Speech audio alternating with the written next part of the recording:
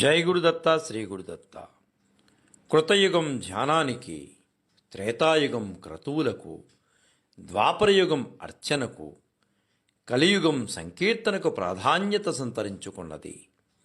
ప్రజలలో జైవచింతన, భగవదానురాగం ఏర్పడటానికి ఎంతోమంది మహానుభావులు ఈ వేదభూమిపై పుట్టి జనులను చైతన్యవంతులుగా తీర్చిదిద్దుతూనే ఉన్నారు. అటువంటి మహానుభావుల కోవకు చెందిన పుణ్యపురుషుడు అన్నమయ్య. వీరు వారి సంకీర్తనామృతంతో జనులను భక్తి పార్వశ్యంలో ముంచెత్తారు. భౌతికమైన భోగభాగ్యాలను వదిలి తన జీవితాన్ని శ్రీ వెంకటేశ్వరనాథునికి అంకితం చేసిన కారణజన్ముడు, పద కవితా పితామహుడు, సంకీర్తనాచార్యుడు అన్నమయ్య. అన్నమాచార్యులు దక్షిణాపదంలో భజన సాంప్రదాయానికి, పదకవితా శైలికి ఆద్యులు. గొప్ప వైష్ణవ భక్తులు. తిరుమల శ్రీ వెంకటేశ్వర స్వామివారికి, అహోబిలంలోని నరసింహస్వామివారికి, ఇతర వైష్ణవ సంప్రదాయ దేవతలను కీర్తిస్తూ 32,000కు పైగా కీర్తనలను రచించారు. అన్నమయ్య పాటలు, పదాలు, పద్యాలు భక్తి, సాహిత్య, సంగీత, శృంగార భావలాలిత్యం పెనవేసుకుని ఉంటుంది. కన్నడ వాగ్గేయకారుడు పురందరదాసు అన్నమయ్యను శ్రీనివాసుని అవతారంగా ప్రశంసించారు. సాక్షాత్తు శ్రీ మహావిష్ణువు ఖడ్గమైన నందకం అంశంతో అన్నమయ్య జన్మించాడని శ్రీ వైష్ణవ సాంప్రదాయంలో నమ్మకం ఉన్నది. ప్రధాన మందిరంలో గంట అవతారమని కూడా అందరూ అంటారు. త్యాగయ్య, క్షేత్రయ్య, రామదాసు వంటి సంకీర్తనాచారులకు అన్నమయ్య మార్గదర్శకులు. సమాజ నిర్మాణం కోసం సంఘ సంస్కరణ భావాలతో సాంఘిక ప్రయోజనాన్ని ఆశించిన అన్నమయ్య తన ఆస్తినంతా తిరుమల వెంకన్నకు దానం చేశారు. బ్రహ్మమొక్కటే పరబ్రహ్మమొక్కటే అన్న సత్యాన్ని అందరికీ తెలియచేసిన మహాపురుషుడు అన్నమయ్య.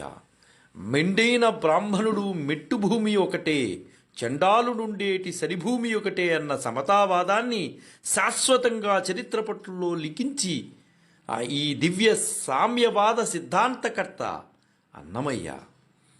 ఈ విధానాన్నితో అందరికీ ముక్తి మార్గాన్ని చూపించారు అన్నమయ్య. అన్నమయ్య తండ్రి నారాయణ సూరి, తల్లి లక్కమాంబ. వీరికి చాలా కాలం సంతానం కలగలేదు. ఈ దంపతులు సంతానార్థులై తిరుమలను దర్శించారు.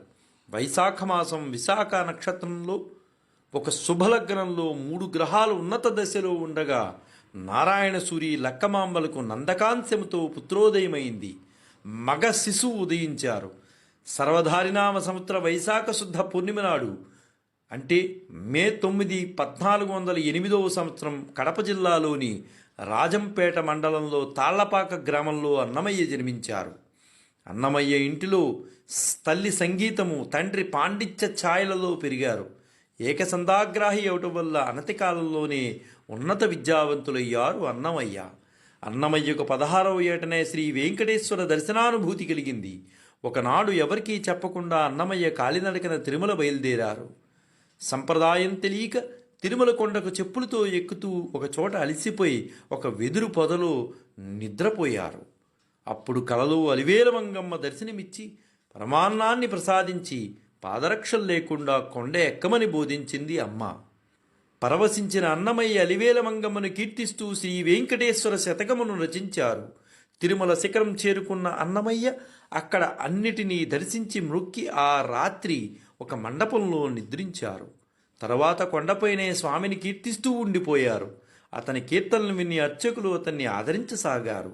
తిరుమలలో ఒక మునిస్వామి అన్నమయ్యను చేరదీసి అతనికి భగవదానుజ్ఞను తెలిపి శంఖచక్రములతో శ్రీ వైష్ణవ సాంప్రదాయ సారంగా పంచ సంస్కారాలను నిర్వహించారు.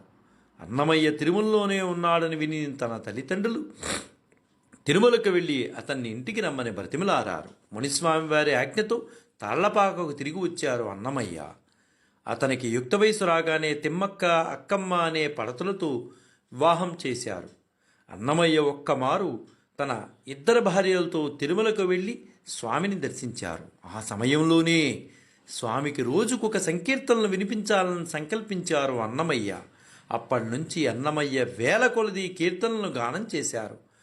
వాటిని వాళ్ళ శిష్యులు గానం చేస్తూ తాళపత్రాల్లో లిఖించసాగారు.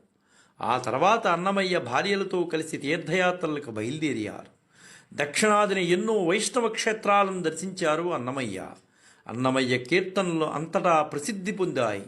మహనీయుడు కాలధర్మం చెందడానికి కొద్ది గడియల ముందు కుమారుడైన పెద తిరుమలాచార్యుల వారిని పిలిపించి, నేటితో నా సంకీర్తనా యజ్ఞం పూర్తయింది నాయన, ఇక నీవు ఆ శ్రీనివాసుని దిన రోజుకి ఒక సంకీర్తన చొప్పున సమర్పించు, ఇది నీ బాధ్యత అని చేతిలో తంబూరా చిడతలను అందచేసే మహనీయుడు అన్నమాచార్య.